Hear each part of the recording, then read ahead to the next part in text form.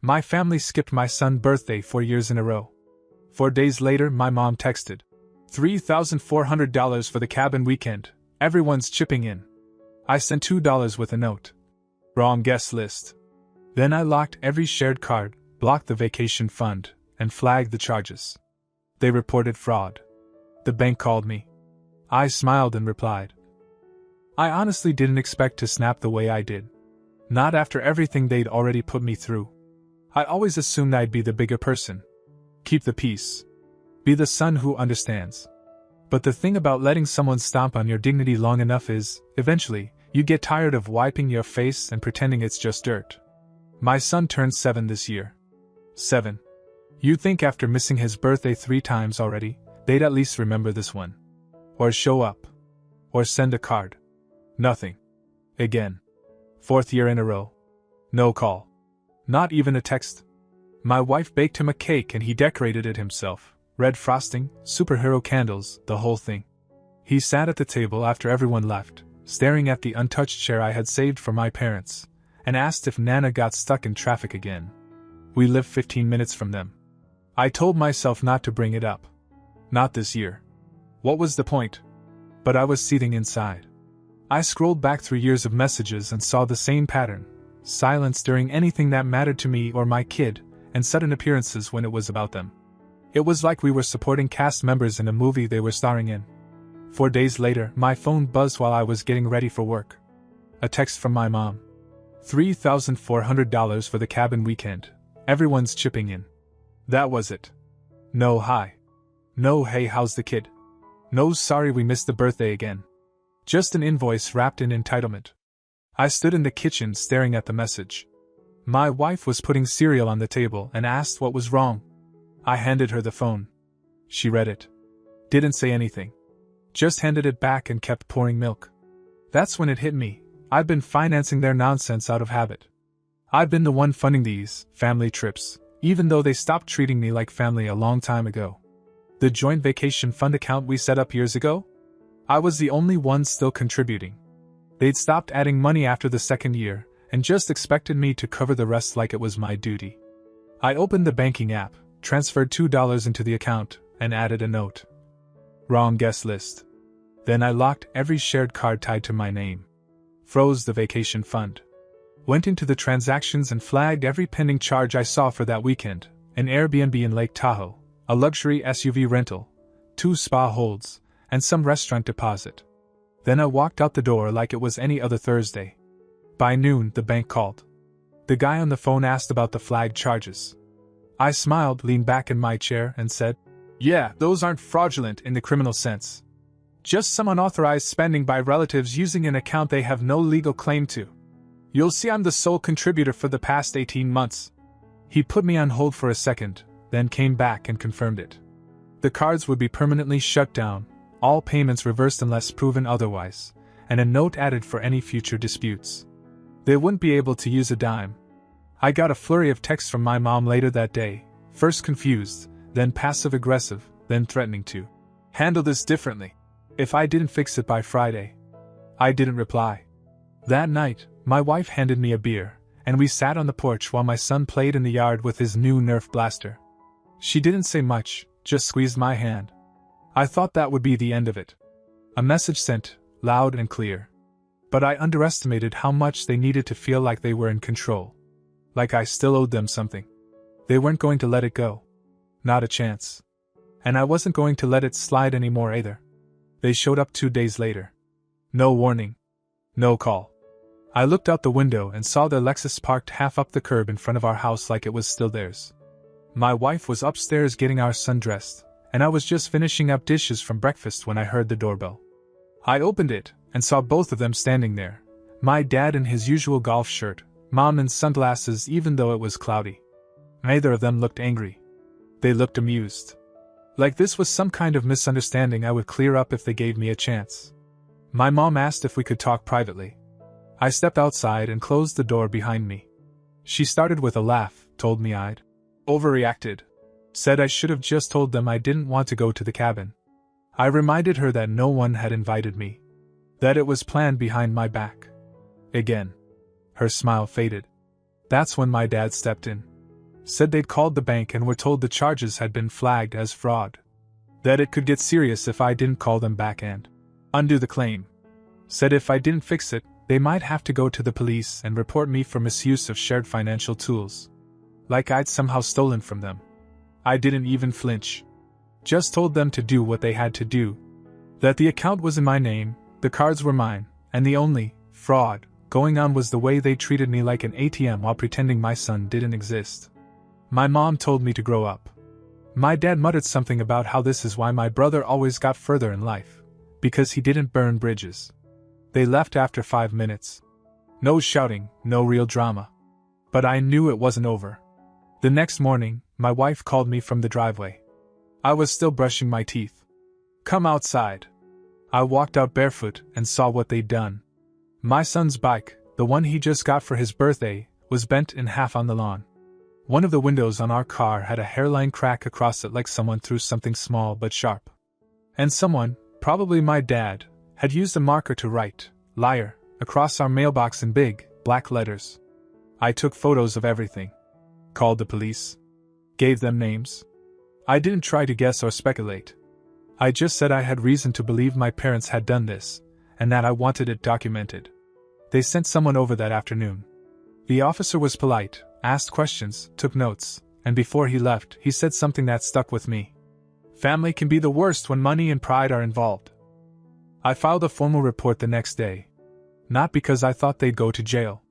I just wanted it on paper. Wanted them to feel something other than smug superiority for once. 3 days later, they were served with a notice. Vandalism charges. Minor, but official. I didn't press for anything harsh. I just wanted a record. That's when they snapped. They came by the house a week later, not to apologize, not to deny it, but to say that my son wasn't theirs. That if I was going to treat them like strangers, then we were strangers. That they didn't need this kind of disrespect in their lives. That they only recognized my brother's kids as their real grandchildren now. They said it in the kitchen. Loud enough that my son, who had come downstairs looking for juice, heard every word. He froze. Looked at me. Then at them. And then just started crying. My wife told them to leave. I didn't have to say anything. I just picked my son up and carried him back upstairs. I could hear her downstairs, telling them not to come back here. Ever. The door slammed. Quiet returned. I sat with him on the bed until he fell asleep. He asked if Nana hated him. I said no. But I wasn't sure anymore. They vanished after that night. Not physically. They were still living in their big white house on Hillcrest with the trimmed hedges and empty guest room, but from our lives. Not a call, not a text, not a knock on the door. For 6 full months, they acted like we didn't exist. At first, it was peaceful. The silence gave us space to heal. My son slowly stopped asking if they'd visit. My wife got her energy back. I focused on work, finished repainting the garage, started jogging again. But even in the quiet, I could feel the freeze. We didn't have grandparents anymore. Not really. Then my brother, Evan, called. It was a Tuesday night late. He didn't sound like himself. I hadn't heard from him since Christmas. We'd texted here and there, mostly jokes or kid pics, but nothing deep. He jumped straight in. They're losing the house. I stood in the kitchen, phone to my ear, staring at the coffee maker like it might answer for me. He said they'd taken out a loan 2 years ago, a big one. Renovations, some credit card debt, probably that 2-week cruise they took while ignoring my son's 6th birthday. Whatever it was, they were behind on payments now, and foreclosure was officially on the table. They called me last night, Evan said. Said they just need a place to stay for a bit. Wanted to know if they could move into our basement.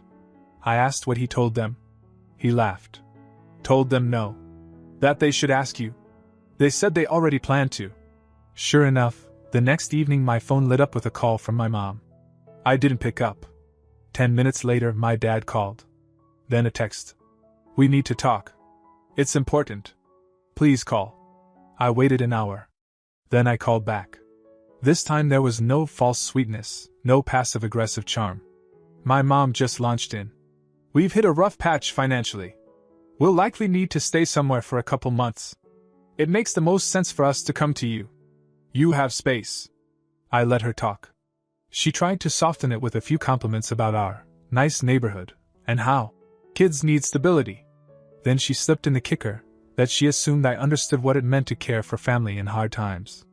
When she finally stopped, I said it quietly. No. I won't help you. She didn't speak for a few seconds. Then she asked if I was joking.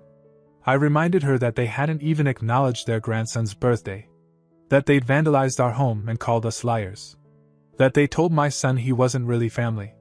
I remember everything, I said. And I'm not interested in fixing what you broke. She hung up. Didn't say goodbye. About an hour later, my phone buzzed again. Group text. Both of them. You'll regret this. We're your parents. This is temporary. Family sticks together. I stared at the screen. For the first time, I realized they weren't angry because they were hurt. They were angry because they'd lost control. They never imagined I'd say no. Never imagined they'd fall far enough to need me. The next day, Evan texted me. One line. They moved in with the Andersons. You know them? From church? I did. The Andersons lived in a cramped 2-bedroom across town. My parents had made fun of them once for buying discount wine and letting their dogs sleep on the couch. Now they were sleeping in that same living room, bags on the floor, pride cracked wide open. They still haven't spoken to me. Haven't seen their grandson. Haven't come near our house again. But they know where we are. And they know I'm the one who finally said no. A few weeks after they moved in with the Andersons, I heard from them again, but not directly. Evan called me one night and told me they were trying to get the Hillcrest house back. Said they were looking into ways to fight the foreclosure, possibly even trying to leverage family assets to make it look like they still had equity. Don't be surprised if they come knocking again, he warned. They didn't knock. They sent a letter. A printed, signed, notarized letter claiming I owed them money. Not legally, there was no actual debt, but they framed it like it was part of some family agreement. That they'd covered expenses for me during hard times, and were now requesting reimbursement as they navigate unexpected financial hardship. They were serious. My wife opened the envelope, read the letter, and didn't even hand it to me. Just dropped it straight into the trash. I pulled it back out, scanned it, took a photo, and emailed it to my lawyer. Just in case. The thing about being treated like an ATM your whole life is you eventually learn how to freeze the account. And I wasn't just talking about money. I didn't respond to the letter. Didn't call. Didn't text. Then the rumors started. Friends from church, old neighbors, even one of my old high school teachers, they all started reaching out, cautiously, awkwardly.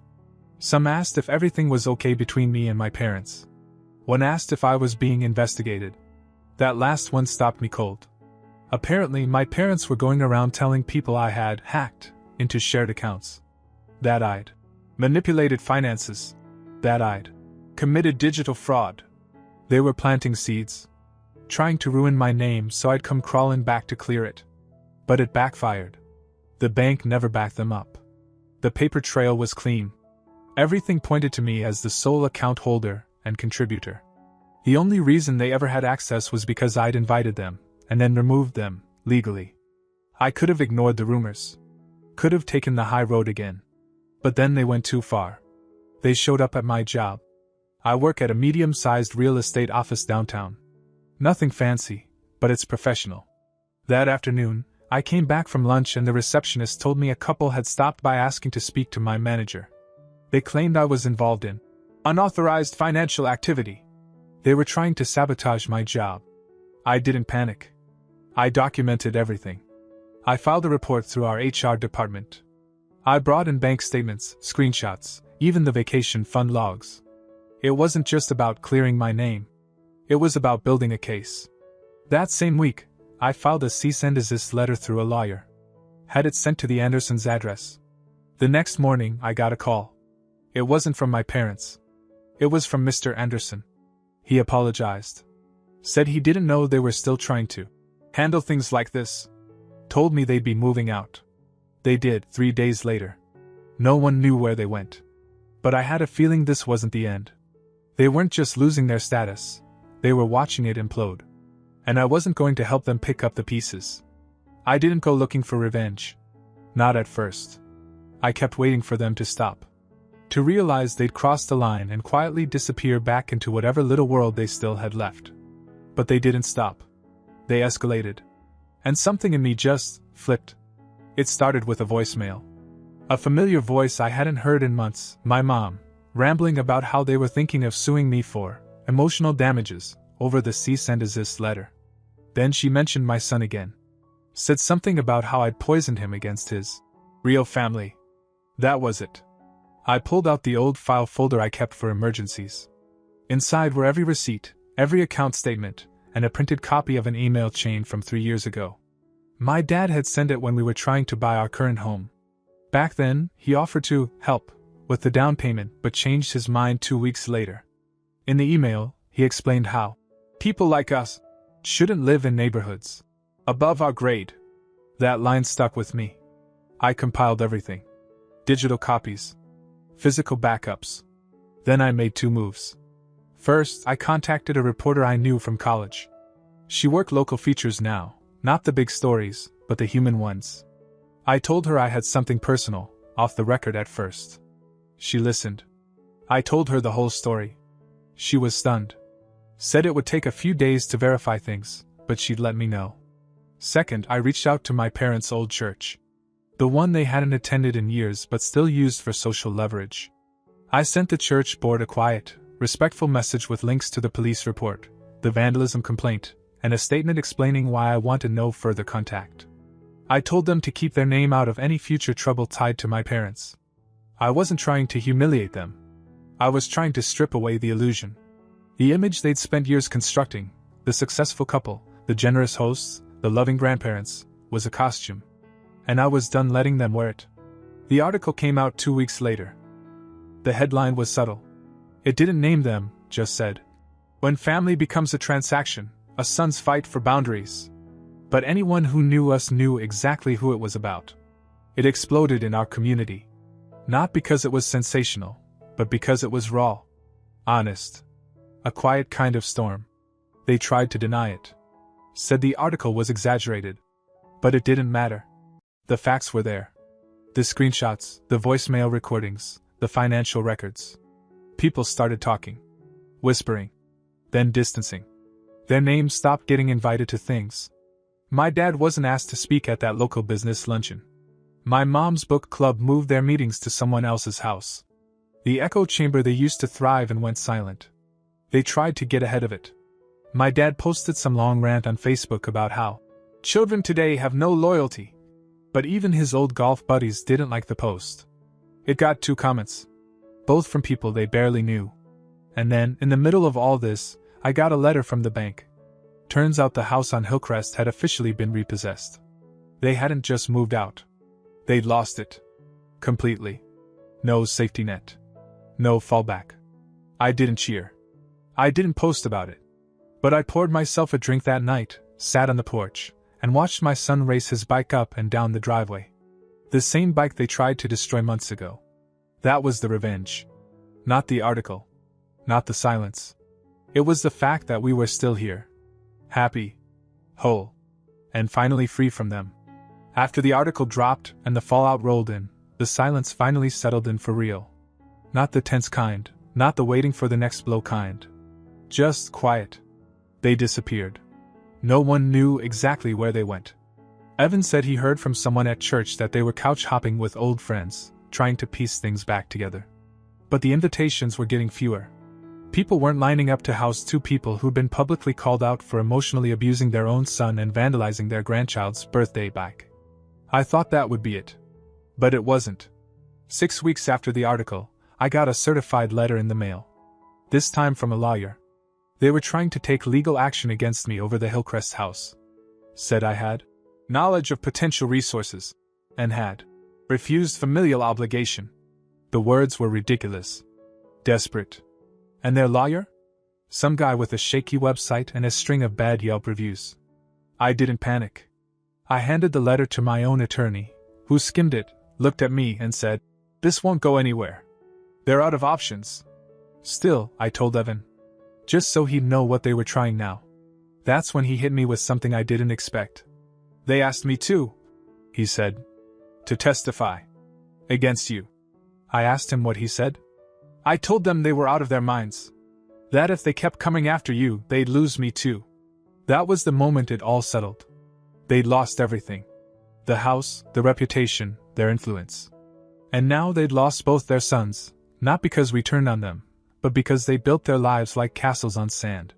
Cold, hollow, and crumbling the moment someone stopped pretending it was solid. The lawsuit died before it began. Their lawyer dropped it quietly. No judge was ever involved. And we didn't hear from them again. The next holiday came and went. No card. No call. Evan and his family came over though. Our kids tore through the yard, faces sticky with frosting. We grilled hot dogs and laughed about dumb childhood stories. At one point, Evan pulled me aside. "You're the only one I talk to anymore." I nodded. Same. 6 months passed. A year. We were living without them. Not just functionally, but fully. I no longer checked my phone half expecting another blow. My wife smiled more. My son stopped asking about Nana and Grandpa altogether. Then, one Sunday, we were at the farmer's market when I saw them. They looked smaller. Older. Worn down in a way no money could fix.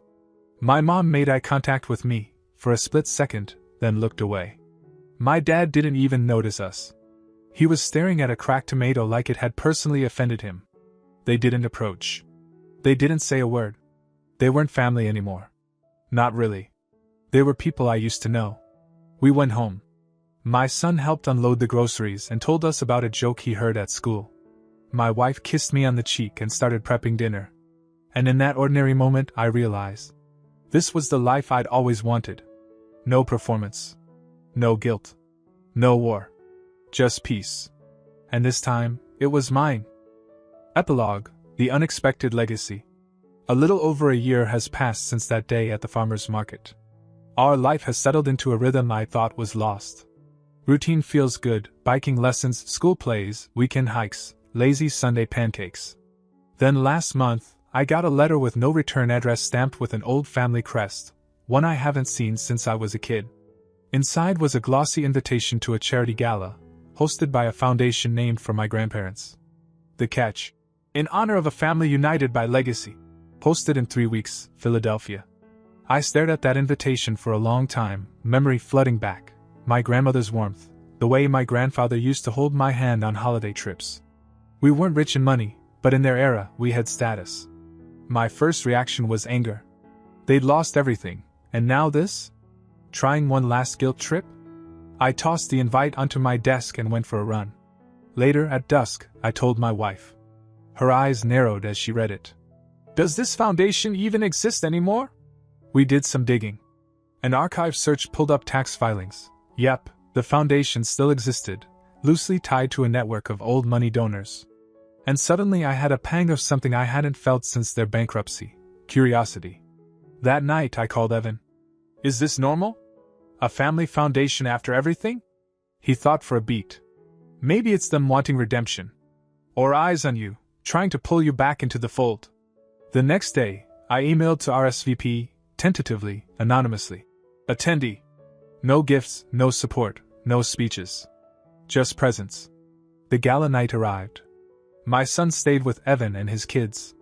My wife and I stepped into the grandeur: crystal chandeliers, polished floors, and tables seated with the city's upper crust. We didn't know a soul.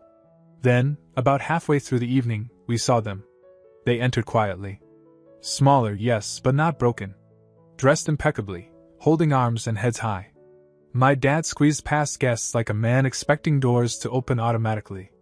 My mom's eyes scanned the room until they landed on me. We stood face to face in the marble foyer. For a long moment, it was silence but charged air. Then my dad exhaled.